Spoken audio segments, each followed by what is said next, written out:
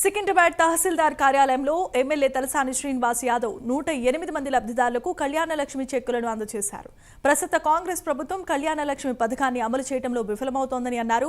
కాంగ్రెస్ ప్రభుత్వం వచ్చి ఏడాది గడుస్తున్నప్పటికీ కళ్యాణ లక్ష్మి పథకంలో తులం బంగారం ఇవ్వకపోవడం దారుణమని తలసాని శ్రీనివాస్ యాదవ్ విమర్శించారు.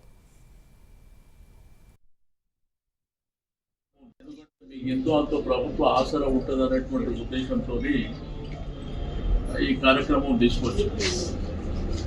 రెండోది, ఇప్పుడు ఉన్నటువంటి ముఖ్యమంత్రి గారు ఒక కాల్ చేసి ఆయన ఈ యొక్క కళ్యాణ లక్ష్మి షాదీ ముబారక్తో పాటు 1 తులం బంగారం కూడా ఇస్తామని చెప్పి, సరే ఇప్పటికి ఏడాది 2 నెలలు అవుతుంది, ఇప్పటి వరకు మరి ఆలోచన చేయలేదు.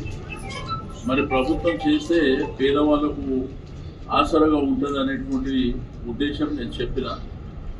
బట్ ఏదేమైనప్పటికీ ఈరోజు కళ్యాణ లక్ష్మి తీసుకోబోతున్నటువంటి మా అత్త చెల్లెలకు हमारे बहनों को सबको नमस्कार। ఎందుకంటే మీకు